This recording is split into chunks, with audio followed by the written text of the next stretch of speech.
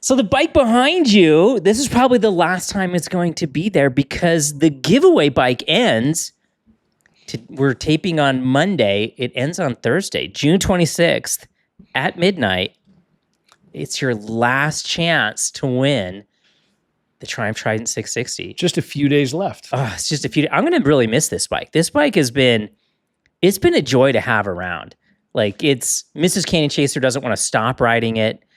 It sounds so good. Like everything, this is a really well sorted. It must be like a Tuesday bike because I can't find anything I really don't like about it. What's funny is I was thinking about this before we shot here today. You've got a lot of bikes in this garage. I don't think everybody gets to see all the bikes you have all the time. I actually think this is the prettiest one in your garage right now. It is. It is really. Well, and this weekend, like I detailed it and I changed the oil and I put fresh air in the tires. So it's all ready to go to its next forever home. And, the fresh air in the tires. Fresh air in the tires. You got to do that. It still smelled a little bit like England when I aired them down. You got to replace that air once in a while. It smelled like fish and chips when I changed the air in the tires. Where do they go to do it? Where do they go to? Oh, they go to fanofthem.com/canyon chasers, and it comes to you in the condition that it's in now. In that you get the Zard pipe, you get the flash tune. It has a really nice seat cover over it that gives it like this retro quilting look. That comes with it. I put that cheeky, really high-end cheeky CarPlay system on it with the SR1. Yeah, the blind spot monitoring system. It has Evotech levers on it. It has a stepped up radiator guard. Like it has like a lot of nice things on it. Yep. So I'm really excited for who's going to get it. And what's really cool is like part of the reason why we went with Fan of Them, not only are they a small veteran-owned business, but it's small numbers. I think last time I talked to him, we were talking like I think he said there was only 50 entrants. Mm-hmm. So like you're only competing with 50 people potentially to win a freaking motorcycle. Like that's pretty good odds. That's really good odds, right? Yeah, it'll be kind of a bummer to see it gone, but I'm excited to see how it plays out and the winner gets it. And he's already asking me like, what bike do we want to do next? Which makes me happy, which means we probably didn't lose too much money on it. It was entertaining if nothing else. Yeah. Well, and like Fan of Them is they're happy. Good. And so they're asking about what bike we do next. So that's going to be the next big question we're going to be going into. But talking about big questions, not to leave the Triumph behind, we have to talk about, because everyone's talking about Bezzecchi. Oh boy. Right? Like we're just going to dive right into it. So I am so disappointed, so wildly disappointed. And he was your guy this year. He was my guy this year. And now I don't know. Now I'm going back to Pecco, or Marquez. Cause like, holy crap, Marquez in 2 weekends is in 4th place for the points and not that far behind. Not that we need to do a race report, because by now you've already heard every race report you needed. Yeah, it's all over the internet. But I do want to talk about the weekend for 1 second more broadly. We went to Brno, which is in Chechnya. Chechnya, yeah, thank you. It used to be Czech Republic, but you don't say that anymore now. Yeah, it's the former Yugoslav, or it's behind the Eastern Bloc. It's a Slavic nation. Really pretty part of the world. I got to spend time there in the army. Gorgeous facility. The surrounding area is absolutely stunning. It's a beautiful area. They redid the track last year. The riders were going like a second a lap. They broke the lap record.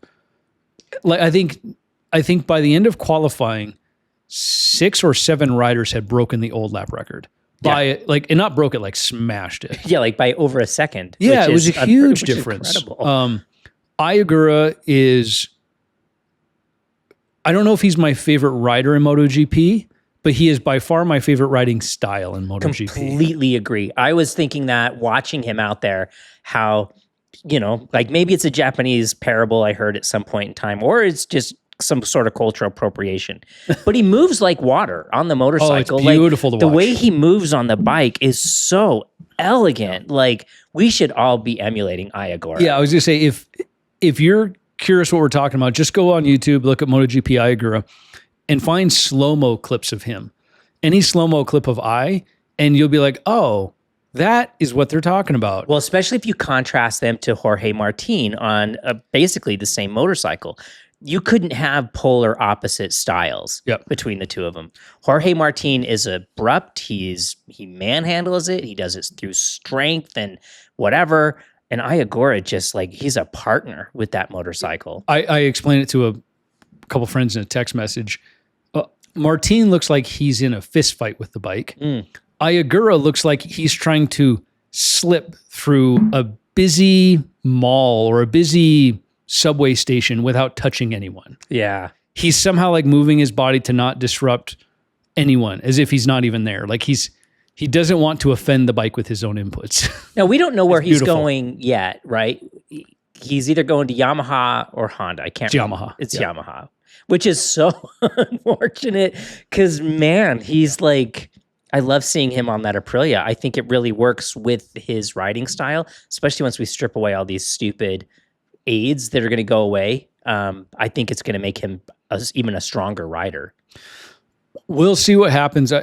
When he switches to Yamaha, at this point right now, if you look at the bikes on the grid, you'd have to say that Yamaha's only chance is if like Yamaha corporate decides to buy Aprilia.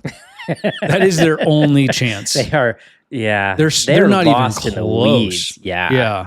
So I do feel bad about that. And they are Yamaha. You have to remember it wasn't that long ago and they were the dominant force. So hopefully they can get back to it. Won the championship, 3 years ago? 4 years ago? 2020 now? Yeah, 20. Okay, it's been that long. Or 21. 20. No, it was 2022. It was after COVID. Well, somebody will correct us. Yeah. But it was a few years back. It wasn't terribly long, but it was a few years back. So yeah, I hope that they can kind of find their way, but right now they are like you said, they are lost in the woods. The sprint race, you texted me after the sprint race. Oh, man. What did you think of the sprint race? It was everything that is wrong with the sprint formula in one race. It really was. That's well said.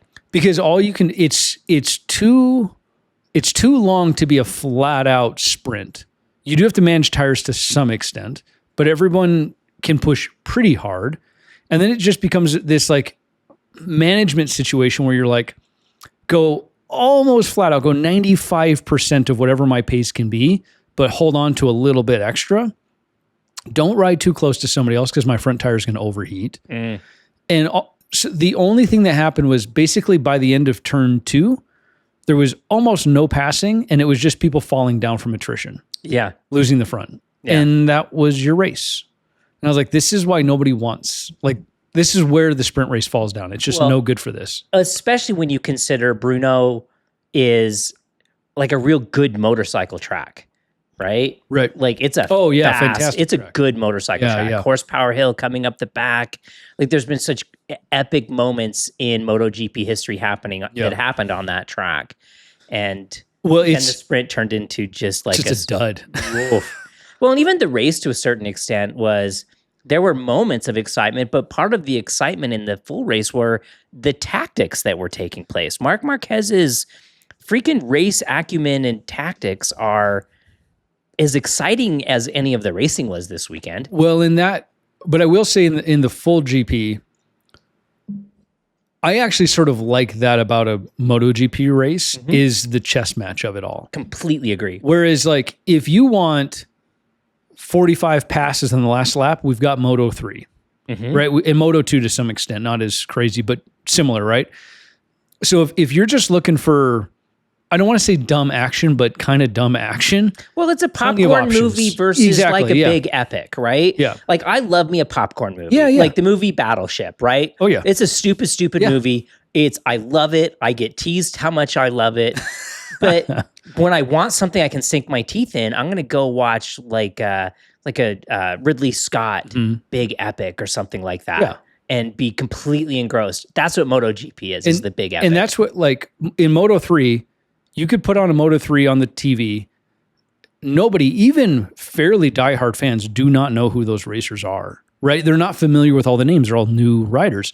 But you can sit and watch and just be enthralled by the scene. I have a story for you that totally cements here. I was flying home on an airplane and I put on, I can't remember if it was Moto 2 or Moto 3 on my laptop and was watching it. and the guy behind me was watching through the crack in the seats. It was like, oh, ooh. He was completely engrossed in what was going on, watching it from afar with like no context in what was going on. Right? Yep. That's to your point. It's a popcorn movie. Yeah. Anybody could watch Moto3 or Moto2 and get pulled into the race. They may not know the characters and the storylines and all that, but anybody can watch that. But the GP with Marc metering out the distance to keep his front tire within the pressure, because he was riding close enough to keep the pressure up for at least the right amount of laps. Right. Because he's like, well, I got to check the box. They were all doing that. They were all like even Acosta did that. Like he did the whole he Marquez, let him by. I'm going to let you go by at the apex at the slowest part of the corner so I don't lose ground on you. And then I'm going to get my pressure back up. Yeah. And it's funny because it sort of created this game within a game for these riders, and it shows the mental capacity that they have, because it isn't just raw speed and bravery, right? It's this whole, what is your plan? Have you thought through how you're going to go about this? What's your strategy to get to the end of the race first? And that's the stuff I just get sucked into. I love that stuff. Well, and you can see how it's hard for somebody who's coming into the sport to try to watch it and be like, I don't even understand what's going on. Where, as soon as Acosta did that, slowed down to let it, like you and I both knew exactly what was going on. Now, the argument could be, is it stupid that they're dealing with tire pressure issues while they're racing at that level? I say yes. I think that's stupid. But at the same time, you have to appreciate the strategery that is going on to be successly and to see Marquez. Even he said, like 3-4 races ago, he thought his season was over. Yeah, what do you know? And like because of his strategery, because of his dedication and his willingness, he's going to keep plugging along and keep doing as good as he can do. Holy crap! And because the Aprilia factory team is desperate for him to win another championship. Oh my gosh. Was it like, I think I texted you, like Aprilia is ripping defeat from the jaws of victory, right? Like every, like it was, Martin crashes on the victory lap and has to run to go catch his motorcycle, right? And then he shoves the team lead in the garage after, oh my gosh, totally spaced his name. Fernandez. Fernandez. Raul Fernandez causes a situation. He throws a little temper tantrum in the thing, right? And then he goes out and he takes out half of Aprilia the next weekend, right? and then you can't. So let's talk about your Bez thing now. Oh, and then Bez, like, what were you? Well, let me, because you're at a loss for words and you're in your disappointed father. That's exactly right. He talked afterward. And again, none of this is justifying his actions. He absolutely should not put his hands on a marshal like that, ever. There's no excuse for it. But he's in his interview later, he says, well, he was walking to the bike and then he saw that the bike was still idling and running. And then when the marshal went to pick it up, he picked it up by the throttle. Right. I saw that. I saw that watching it. It was like a rev bomb. And you're like, oh, no. And so he was worried that he's like, oh, no, you can't do that. And he ran over to basically like slap his hand away from the throttle. I think had that all been all that he did, he probably would have got away with it. Yes. Yeah. Because he's like, no, you're going to hurt. Yeah, and it was like, there's a lot going on. Like it wasn't necessarily like, you could even justify touching him in the face may have been accidental or it turned out worse than he meant because he was just trying to get to like, no, let go of the throttle so you don't blow up the motor. But it was the after the fact when he and the guy are making eye contact and then he slaps him in the face. And it's like, buddy, you're not like... Dude. And I tried to make this justification when Jorge Martin did the same thing, that we ask these guys to put their lives on the line, to go out there and ride at this incredibly intense level. We want them to be passionate about this. And then like things like this happen. You have to like, there has to be a little bit of leeway, right? It's like actors, right? We want actors to go behave like children to make good entertainment, and then we get upset when they behave like children. Right. You know, and we're asking these guys to be warriors, and they are in their bubble, and again, it's not justifiable. Right. But you can kind of see how you get there. You get a little hyped up. But the second hit, the second smack was just like, buddy. Well, and then there was a clip. Now, what bothered me about this second bit is even if it was extremely sincere, the fact that we saw it means it was not totally sincere. And the tears, like the tears and wiping tears with his shirt and the things like that. It felt manufactured. Well, and that's so what we're getting at is if you didn't see the clip after the fact, and if you're not a total nut about GP, you probably didn't.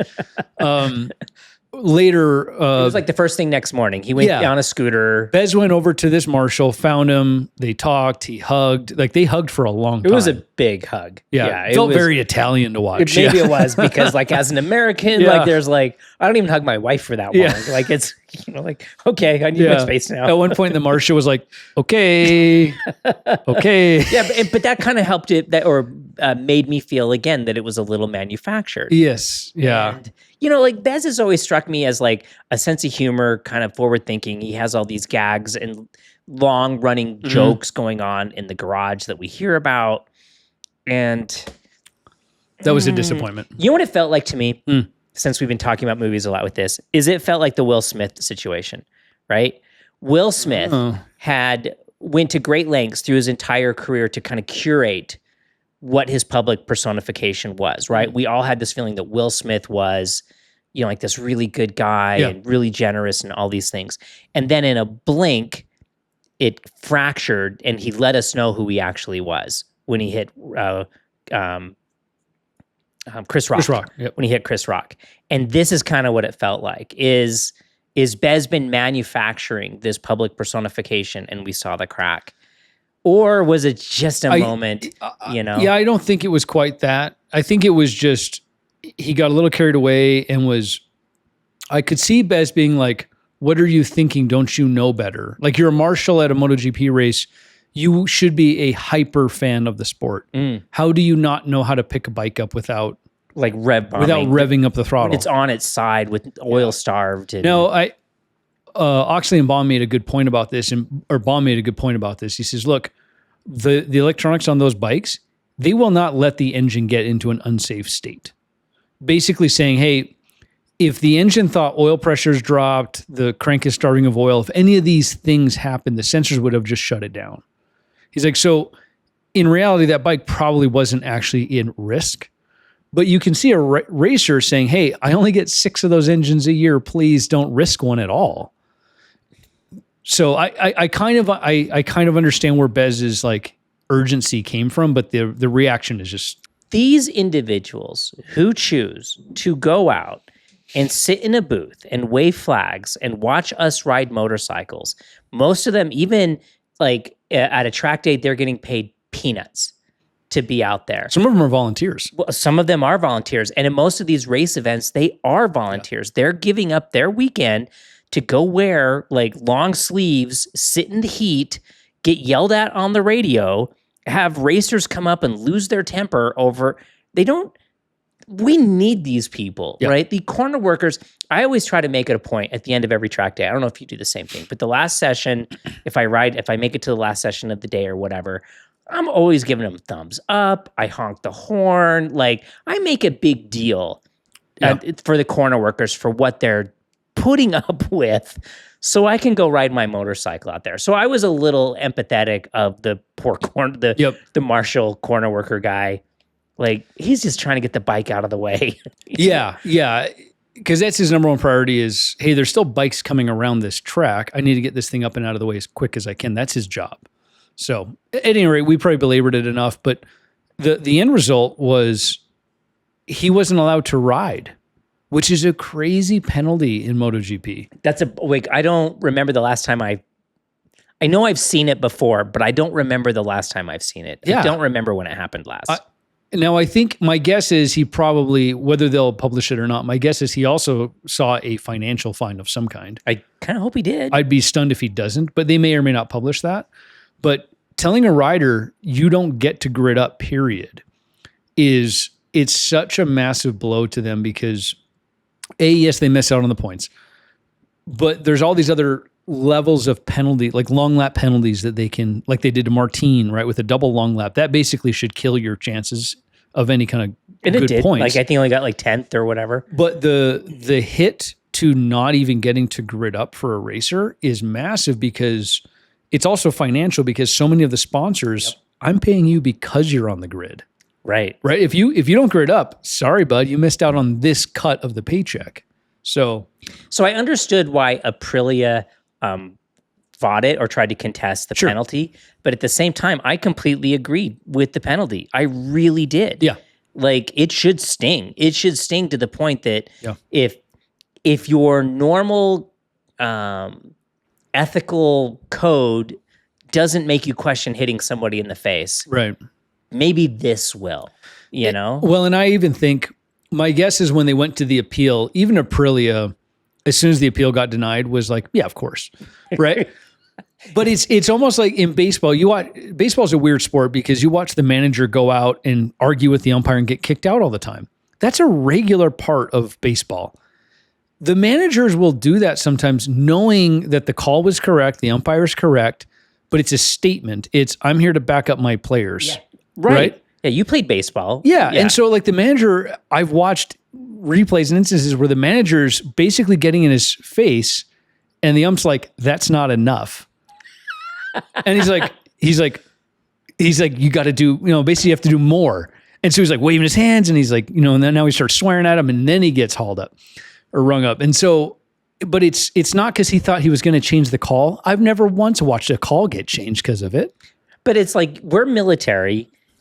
You back up your guys. You back up your soldiers, right? Like I got my ass chewed more than once because I stood up for my guys, know? And I say guys because I didn't have any women in my unit. Right, so I'm not trying to be, but like that was just, and that builds team cohesion that can benefit in situations that are more severe. And I think everybody kind of knows that's how it works. It's like you let the younger guys like just bitch and moan because that's all they got. Yeah. That's all they have, kind of a thing. So like Aprilia doing the same thing, especially when they came out like the week before and they're like, yeah, the penalty for Martin, it could have been stronger. Mm-hmm. And so like, I don't think you should take them contesting the decision as more than just showing solidarity for the rest of the team. Yeah. Not that they didn't think he deserved it. Yeah. I don't think at all that they're saying that was acceptable. Yeah. Right? I don't think that's at all what Aprilia is doing. But back to the racing, it just kills me that like Aprilia has this incredible opportunity and like 3 or 4 races, they have completely dropped the ball with stupid reasons. So Assen's the next round. Beautiful Assen. Assen's one of the greatest tracks of the world. Is not really Mark's strong track. He's won there a few times, but he'll even admit it's not really his strong suit. It's also a lot of high speed changes of direction. Flat as a pancake.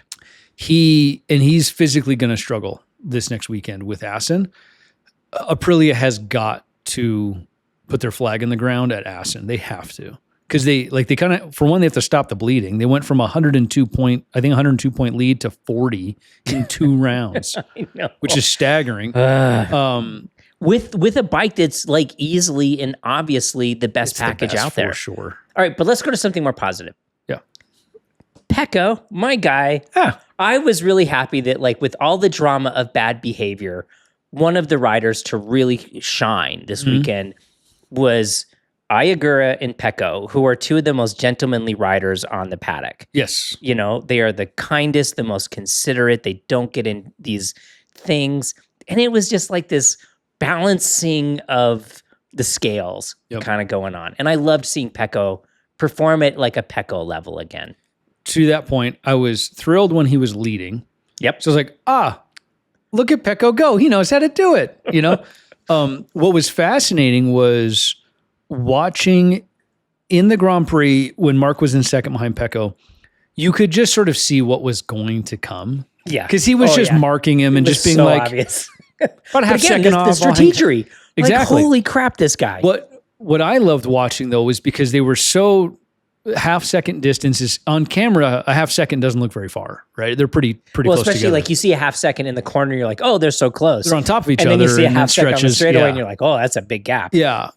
But watching them together, it was so interesting to see the different styles between the two. right? Now you'd say that those are literally the exact same bike, right? Oh, yeah. Settings maybe, but same bike. Yeah, but very different size riders physically. Pecco's pretty big. And He's bigger than Marc. Yeah, Marc is very small. Pretty small. Yeah. Like it's... But you'd watch them. What was so cool to watch was Pecco almost looks like he's on like a supermoto bike because he comes into the corner very pointed at the apex, hard on the brakes, late and hard on the brakes, backs the thing in to get to initiate his turn, gets to the apex, and then drives off. Every single corner, Marc was taking this much more gradual outside, arcing, get to the apex, and drive off. So you'd watch, Pecco would make up his time on the brakes in the first half of the corner, and Marc would lose a bit on the brakes and make it all up on the exit. And it was such a perfect example. If you didn't notice this, go watch the race again and pay attention to this little difference between the two.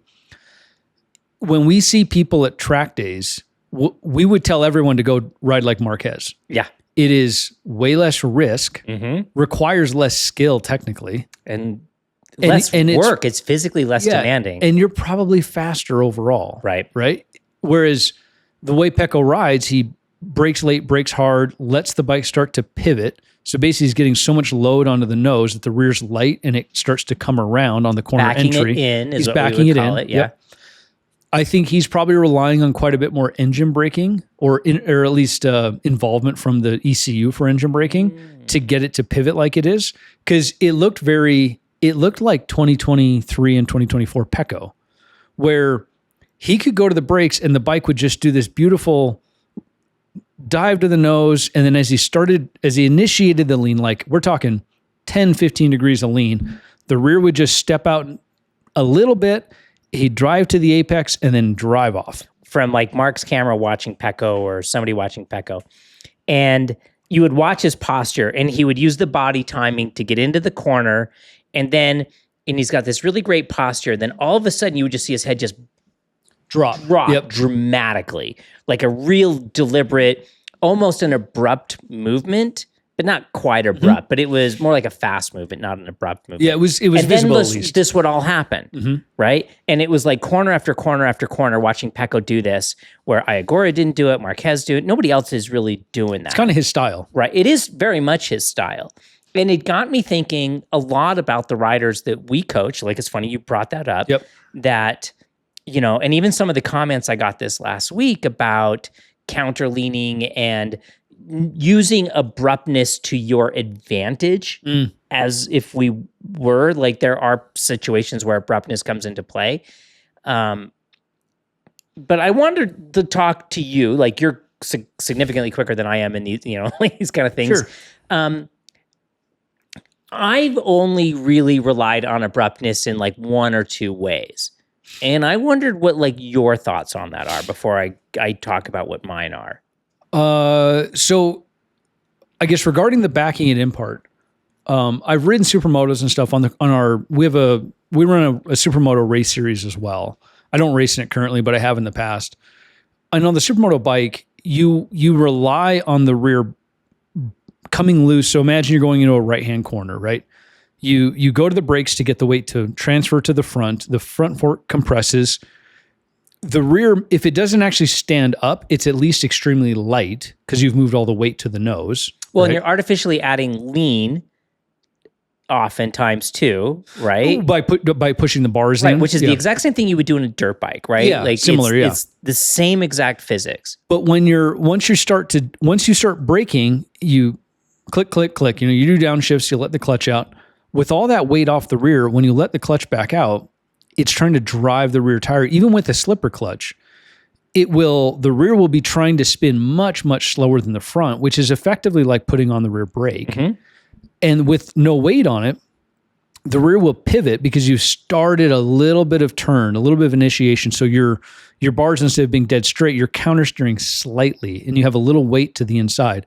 So then the rear tire wants to swing around to the outside. It's trying to basically come around the outside of the bike. You're doing this on the braking event. This is on the braking phase. Is basically backing into a corner. You're backing it. I've only done this on the dirt. I've never done what you're describing on asphalt. It's broadly this. I mean, it's a little easier to do on the dirt because there's less traction. Well, period. I'm less afraid of dying. Exactly. In the dirt, yeah. But what's funny is the feeling is almost identical, right? But once the rear comes around, what you'll notice, imagine it's a right-hand corner, what you'll notice is all of a sudden, instead of being like, oh, I've got to make this much turn, the bike is already here. I've just got to make this much turn. You've made like 30% of the turn already. Yeah, you've already kind of got the what's the champ school term for direction. This? Yeah, you've already kind of got the direction figured out, or at least started to figure out early.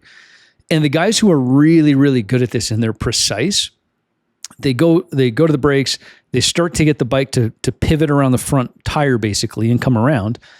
They're braking and adding some rear brake at the same time. They get to a point where they're leaning the bike down, and with the rear tire stepped out, trying to knock my mic over here, with the rear tire stepped out, you are also effectively making the center of gravity lower on the bike. Okay, sure. Meaning you can now actually brake harder than you can if you're braking like this. Because when you're braking, if you're straight up and down, the center of gravity on the bike, I don't know if I'm doing this with my hand, so if you're listening, I'm sorry. If your bike is vertical, meaning there's 0 degrees of lean left or right, your center of gravity is physical. It's wherever it is on the bike and you, right? As soon as you start leaning, that center of gravity actually gets closer to the ground, right? As I lean. If I'm basically turned sideways and leaning, my center of gravity is lower to the ground. Sure. I can brake harder now. And you watch this is really common in Moto 2, and it has been for years, where the kids would back in the bike because they didn't have advanced electronics and all these other things. That actually lets you brake harder at a slight angle. Now, it's not huge, but it doesn't take much to get an advantage at this level for these guys. Right. So that backing in does a couple of things. It does start getting your direction sooner, but it also lowers your center of gravity and starts helping the bike be able to stay more stable and lower and turn through the corner easier. With the center of gravity thing, we get all the time comments about, well, I want to counter lean through corners because my head is higher and I can see further through the corner. And when you say counter lean, just so we're clear, kind of what you're saying, like you're pushing the bike down underneath you. Yep. So you're basically, instead of your torso being in line with the bike is lean and you're upright. Right. You're artificially adding lean. Now, this is something we do very deliberately at slow speeds in dirt, in a parking lot, or and, whatever. And exactly what you're talking about. I'm artificially adding lean because I want to get to the edge of grip and I want to get the thing to slide and pivot. But we've had people, and this is where like we understand a little bit of physics, and I don't claim to I understand everything about physics, but like we understand a little bit and we think it applies across the thing. But they're like, well, if I counter lean, my head is higher. So now I have more visibility. So I'm going to counter lean through every corner because I'm going to prioritize visibility.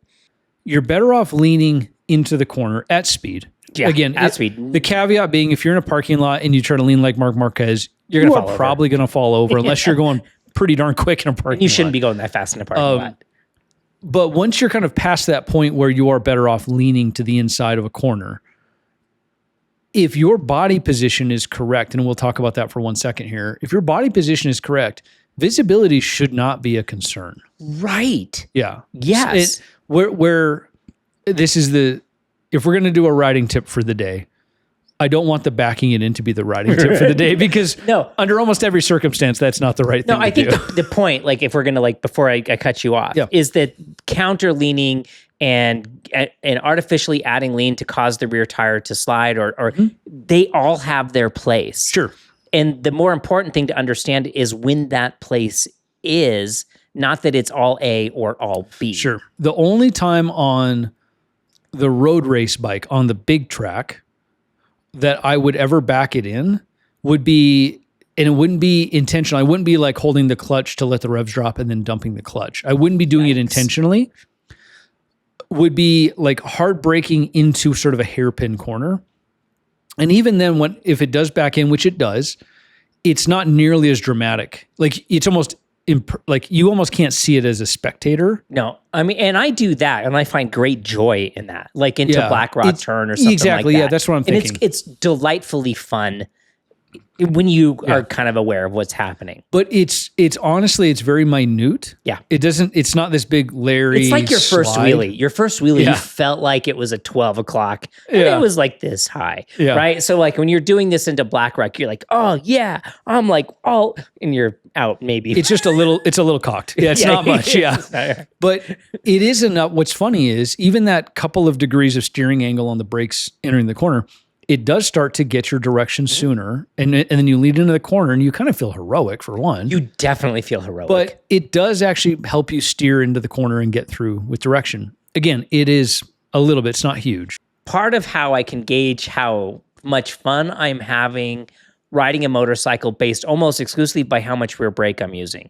Because when I'm using more rear brake, that's happening more, right? And I'm like, that's when I'm like in the zone and I feel connected. And that's like a big part of the joy when you're engaging with all of, or not all of, but more of the physics of how this crazy little two-wheeled vehicle changes direction.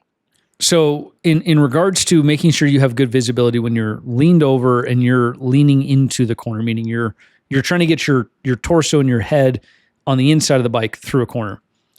The easiest trick, scoot your butt back. Oh my gosh. Scoot your butt back. And it's unbelievable the difference this makes.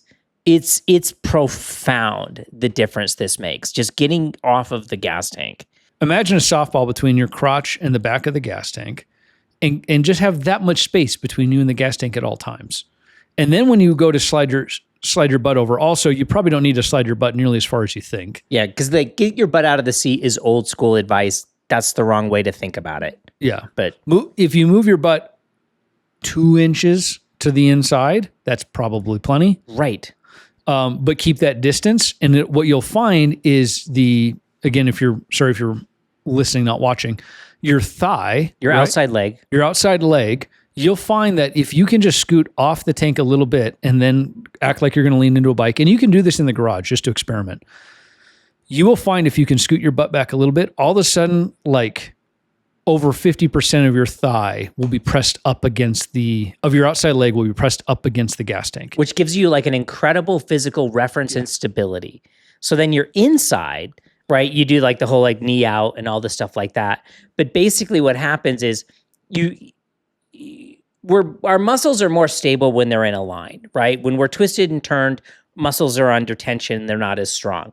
So what we're kind of trying to do is we're trying to rotate our hips, our torso, our chest, our shoulders, everything into the corner. So like, even though we're going through the corner, and you can see the MotoGP guys doing this all the time, their bodies are mostly straight, right? Even to the point their necks are mostly straight, their eyes are centered in their sockets, their whole body is over. That's why their outside arm is completely straight, their inside arm is bent, because they're rotating their whole body into the corner. So then looking through the corner just becomes the most natural thing imaginable because your whole body is facing that way, right? Like if you ski, right? Like you turn your torso and everything into the turn, it just kind of happens.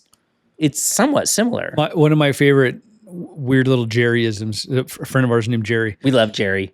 Jerry's insanely just fast. Speaks in funny ways though. Yeah. And he says, imagine that there's a flashlight in your belly button and you want to point the flashlight into the corner. Which is such a great, I've always been like, for years, I was like, point your zipper. And then like I mentioned, I was working with a student, I think last fall or this spring, and I used the Jerryism, like, imagine there's a flashlight in your belly button and point it. And for that person, it clicked. That was what they needed to hear. Yeah. And they just like, oh my gosh, it's so easy. Yeah. But if you can picture that in your mind, your whole, from your hips up, is aimed into the corner. And suddenly everything's very aligned and very straight. And then all your hands have to do is deal with hanging onto the handlebars over here. Yeah. But the rest of you is aimed into the corner. And your muscles are all more stable. Like your outside leg is hooked to the tank. Like the scallops, like if you can see the scallops behind Brian on the tank, your outside leg is hooked into that. You're locked in like an Australian saddle if you ride horses. And then you get all this like advantage. So your inside leg can do what it needs to do. And your muscles are all straight and in a line. And for a street rider, a really simple way to get into this, again, scoot back in the seat, but then try putting all of your weight on your inside sit bone. And you can't put all of your weight on your inside sit bone without like making all of these adjustments. And for street riding, that's like 90% of what you will ever need is to put all your weight on your inside sit bone. So that's the riding tip for today. Scoot back. Here's the part 2 of the riding tip, like scoot back. And we were talking about what do you do abruptly on a motorcycle. There's only one thing I really do abruptly on a motorcycle, or aim to do abruptly, and that's reduce lean. I will reduce lean abruptly, right? Like if I feel a slide that I don't want to feel or something feels weird, I will do whatever it takes to get that bike as upright as quickly as I possibly can. And that has saved my bacon more times than I can count. It's funny. So you asked about the abrupt thing, and my brain just only went to the backing it into a corner part, because I think from the outside it looks very abrupt. Yeah, well, and that's why I was like thinking, like like Pecco, like doing this abrupt, like at the slowest part of the corner, just dropping his head. Yeah, and you're like, well, what's he doing? And I'm like, oh, I wonder if he's finishing that slide. If I'm in the middle of a corner, I'll be positioned here. Let's say, as I get through the corner past the apex, and now I'm starting to accelerate, I will feel like what I'm trying to mentally think about is my head.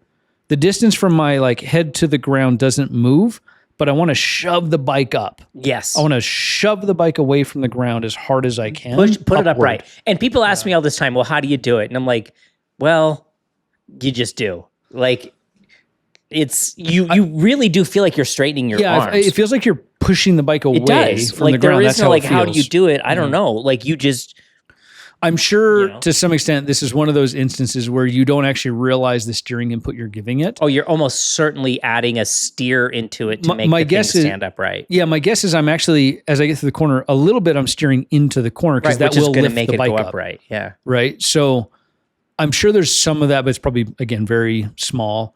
But I bet from the outside it doesn't feel as dramatic as it does to me, where I'm shoving the bike away from me. Right. Right. So, but that would be the only time I would intentionally be like abrupt. And even then, it's more just like deliberate. I'm very much trying to shove the bike away. I like the word deliberate way better. Yeah. Because to me, the two words I really try to carry with me when I'm riding is I want to be deliberate and I want to be decisive. Yeah. Right? On the track, on the street, whatever, right? Like when we go to the brakes, we always talk about, well, don't brake abruptly, but I can brake deliberately. Yeah. Right? Like I want to put weight into that front tire and then I'm going to build a ton of pressure. Can I tell you my number one advice for racers? I definitely want to hear which is different than what I tell track day people. Well, let's hear it. This is an interesting topic. All right. Typically what I tell racers is you need to go be in charge on the bike. Meaning what I watch is racers at a track day practicing for racing as if they're still track day riders. And they're very like, roll off the gas, roll into the very brake. Sequential. Well, it's almost very, like A, B, C, D, E. It's all too slow.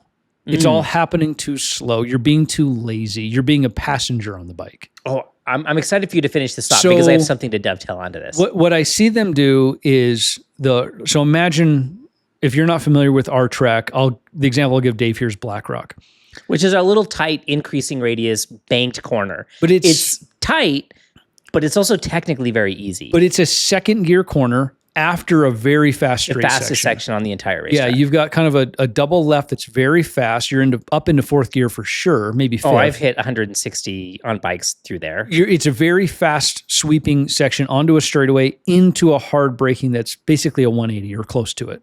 Oh, it's easily, yeah. Yeah. So it's a very fast section. You're coming into a very hard braking zone. And I will watch riders roll off the throttle early and coast for a second, and then they'll start to brake. And I'm watching them. It's a left-hander, right? And it's a very textbook. It's a left-hand corner into a left-hand corner.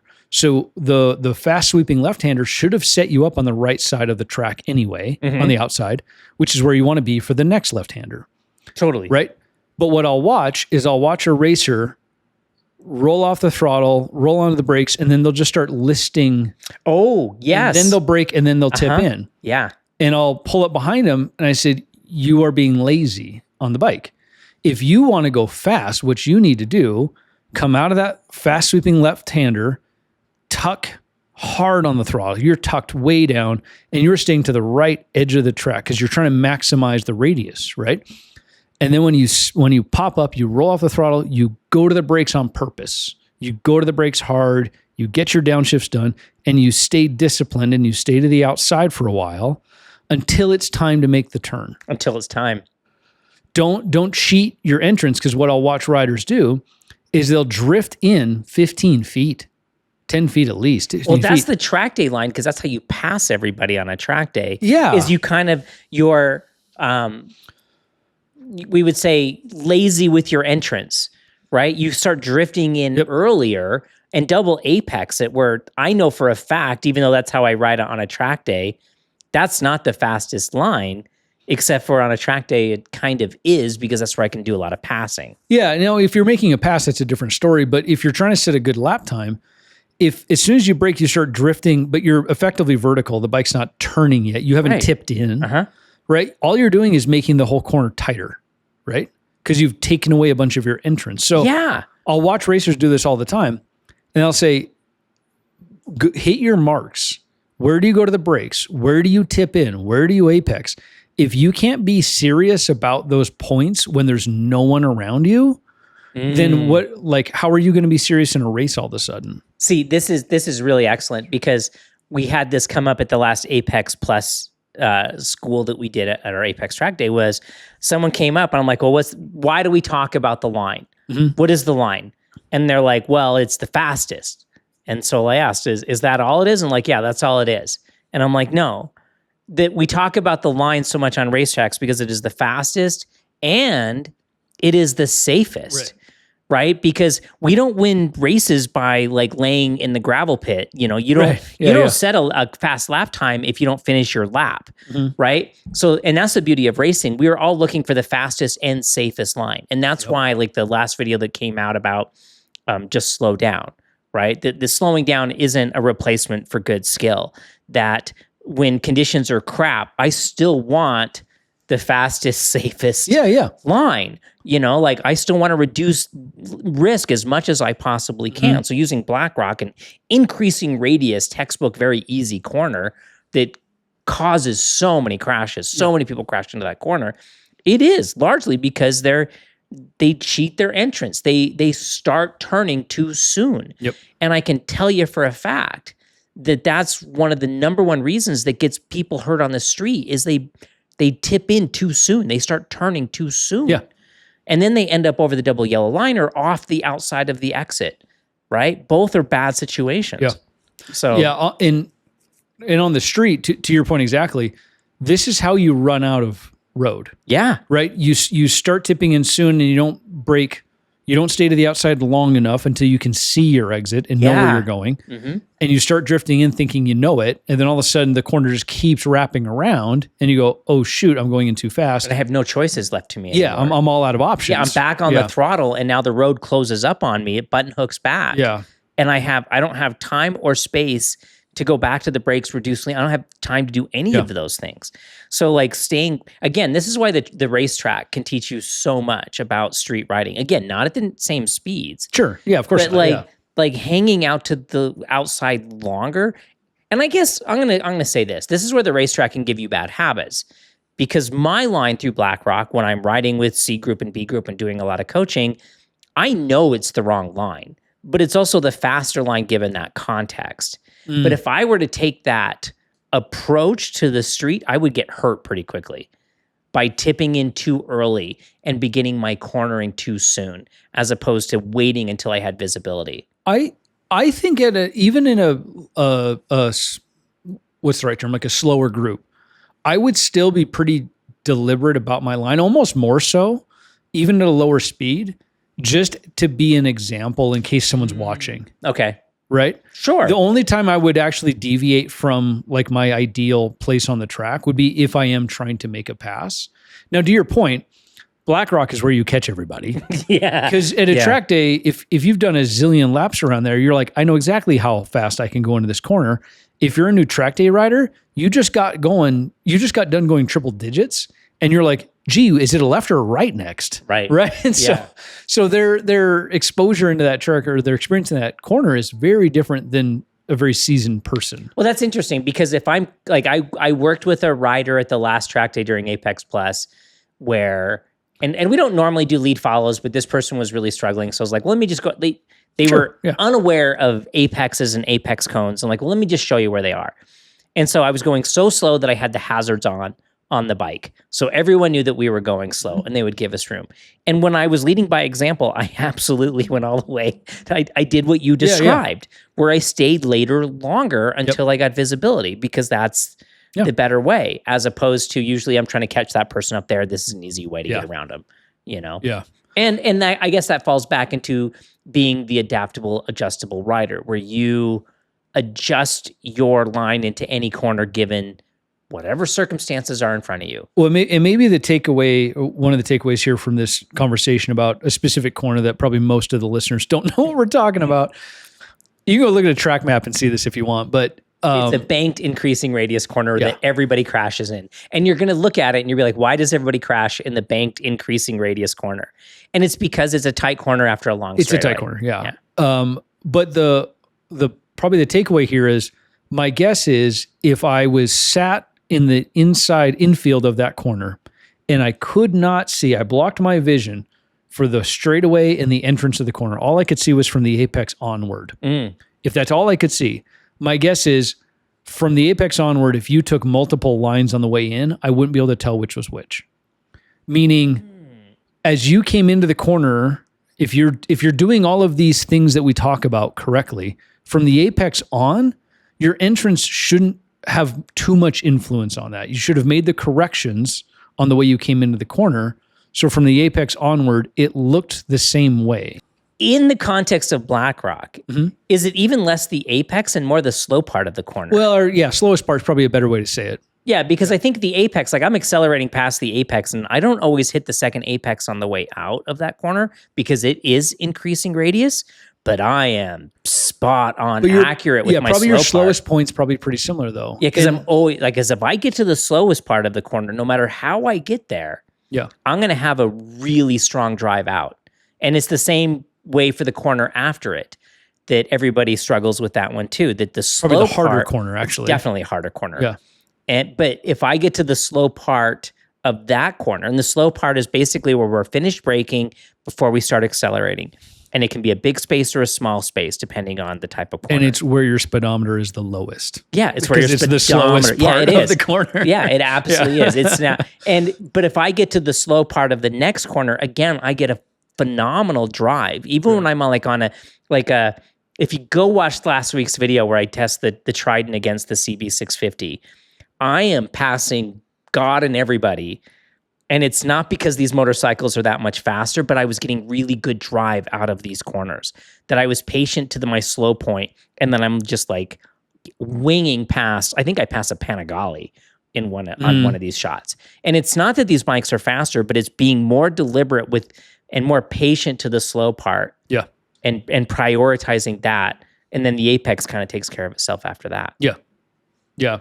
So anyway, I just thought it was an interesting, I don't know, maybe not dichotomy, but the difference between the mindset of how you approach these corners, right? The thing I would tell the track day guy about how to be smooth and slow, not slow, but smooth with your inputs, deliberate, but smooth.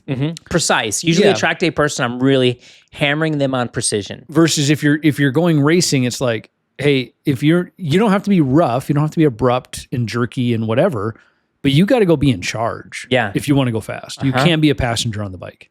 It's one of the beautiful champ school idioms, which is go to the brakes when you're nervous. Well, when you're a new rider, that's a very different place. Yeah. As opposed to a racer where you say, well, did you go to the brakes when you were nervous or did you go to the brakes before then? Yeah. You know, because like a lot of times, and this happens with downshifting into corners, that we get in the habit of like, well, I downshift or I go to the brakes here. And then your skill increases. Yep.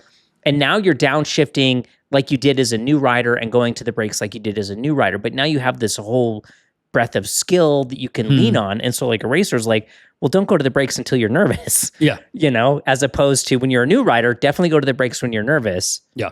It's the exact same advice with wildly different context based on your skill level. Yeah. And I really like advice like that can grow with you. Wait till you're nervous before you go to the brakes. Yeah. You know, or go to the brakes when you're nervous. Like they're both the right answer. So as we wrap up, if you didn't watch last week's podcast where we interviewed Brian Gillam. And Brian Gillam is the CTO, the Chief Technical Officer of Norton, which I had the pleasure to meet when I did the Norton thing. But he's worked in the motorcycle industry forever. It has to be, and I want you to say what you think. It has to be one of the coolest podcasts I think we've ever done.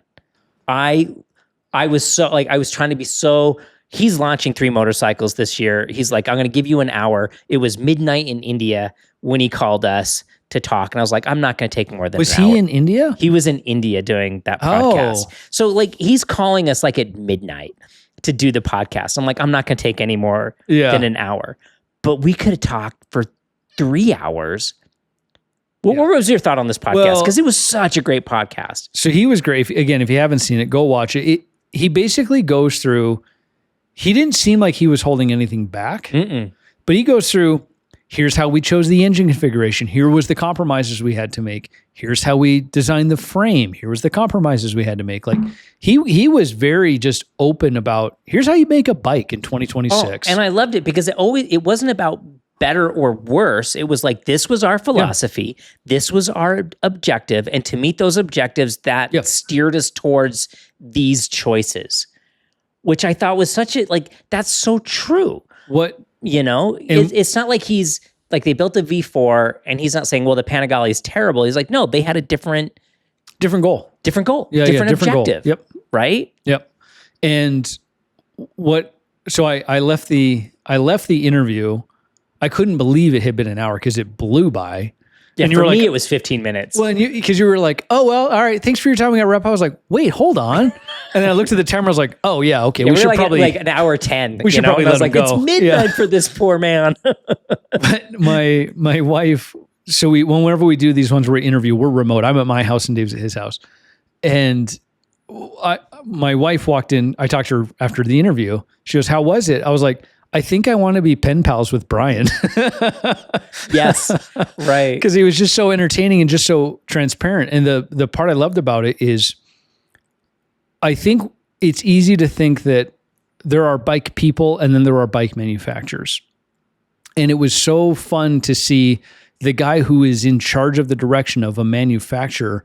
He is such a bike people. Oh my gosh. Right? We had a whole freaking 5-minute conversation about how we would hand lap shims on Ducatis when we had no money. Yeah. And he's like, well, if you use an 8mm socket, you can hold like this guy understands motorcycles. He loves motorcycles, and his breadth of knowledge. Yeah. Like just out of happenstance of the conversation, he explains, if you haven't watched it yet, he explains how the Britain front end worked and how it was arguably the best front end of any motorcycle ever made. Yeah. And he just throws it out there and explains it and then moves on to the next topic. Yeah. And we're just like, more. Yeah. He was fascinating. Yeah. So anyway, I'm excited. He was really open. I'm hoping we can meet with him again in the future. I'm almost certain we can. I think once things slow down a little bit, it looks like I'm going to be going to Iceland to ride their new Atlas adventure bike in Iceland. He will be there. We all feel so bad for you, Dave. This is why you do this thing. So you can go to, it looks like, I don't know, look at the weather in Iceland and tell me, look at the weather right now. I'll pause. All right. Now tell me how sad you feel about me, because it's like 99% rain every day, all day. Every day. So funny enough, I've actually been to Iceland before. Yeah, me too. It's really like a weird story, but when did you go to Iceland? I was in the Air Force, and so you guys have that base there up in the north corner. Keflavik, yeah. And we've very funny tangent story. We flew, so our aircraft we were traveling from Afghanistan back to Alaska where I was stationed, right? So you go through all kinds of stops to get there. We go from Afghanistan to, I think, Uzbekistan. Our plane broke down for a day. We go from Uzbekistan to Ramstein, Germany. Our plane breaks down for a day. I spent a lot of time in Ramstein. We go from Germany to Iceland. Our plane breaks down for 4 days. Oh, yes. That's awesome. Kinda. The problem is the base that we were at, I'm just totally telling this story now on the podcast. It's the northwest corner. There is nothing up there. It looks like Montana. It is an Iceland version of Montana where I'm from. Yeah. And it is flat, we broke sagebrushy, windy, for 4 days. None of us were actually old enough to rent a car. ironically. We're stuck there. The base is kind of shutting down. So like nothing is there. No one's, all the crap is still up there. Yeah. by No the one's way. stationed there. Nothing. It's like kind of like there's an airport and that's about it. Somebody was old enough to rent a car and we drove into Reykjavik. Oh wait, or is Reykjavik the city? Yes, Reykjavik's the big city. Yeah, You yeah. weren't that far away from Reykjavik. So we Probably drove into 2-3 hours. Yeah, so we drove into there. You leave the base, and you basically it's like somebody paved a road on the moon. Yes, because it's just volcanic rock on either side as far as you can see. Exactly. You drive into the. Anyway, we were stuck there for like 4 days waiting for a part for the aircraft, and then we eventually got home. But anyway, that's my Iceland story. Well, and if you haven't been to Iceland, if you have, you already know. But if you haven't, put it on your list. It is like visiting another planet. Oh yeah, it was unreal. Every section of the island looks like a completely different part of the world, including now. I hope this is where they're going to do the bike test. The southern half of the island, the southwest corner, is where they've done like the Star Wars movies. It's where they did Oblivion with Tom Cruise. I didn't know that. Oh yeah, all these incredible movies. My personal favorite of all of them is The Secret Life of Walter Mitty. He says he's going to Greenland, but it's actually all filmed in Iceland. Yeah. It's where you have the green mountains with the black beaches. It looks like Death Stranding if you're a video game person, which I played that just because you're in Iceland, the whole thing. But it rains nonstop. It's gorgeous. And then you go around the corner and then you're in like on a different planet. And then you're like driving across glaciers. And then you're like on the moon. It's an incredible place. And just like rent a car, take a week, do the ring road. And then the other movie you have to watch if you want to really get involved with Iceland is you have to watch Eurovision Song Contest with Will Ferrell. We're across the gamut here it's today. Hilarious. It takes place in the town of Husavik in the northern portion of the island where there's they do a bunch of whale watching and whale tours up there. And we went out there and we went on the boat and we're like freaking sperm whales jumping up out of the water right in front of you. So it's so cool. we're sort of the tail end of the podcast. If you're still here, you've been here for about an hour.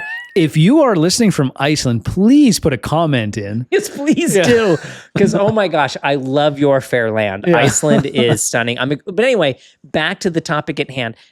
He's at the end of the podcast, I think after we stopped recording, he's like, when you land in Iceland, let's go get a beer. And I think that means jealous of you. He's willing to do another podcast. So we would love to have Brian on. That was a very long-winded Icelandic story. Tell you that Brian's a lot of fun. Brian, it's an amazing podcast. Please go listen to it if you missed it last time. It's so worth it. And hopefully we'll have him on again. Yeah. Cool. I think that's it for this week. All right. You only have one last chance. Yeah. It's your last chance to get a motorcycle, to win a motorcycle. It's pretty sick. I'm going to miss that Take bike. this Trident home. Yeah, I would love to see you get it. I really want to see you get it. You right there. You. I want you to have it. Awesome. All right, guys. Have a good week. All right. Cheers.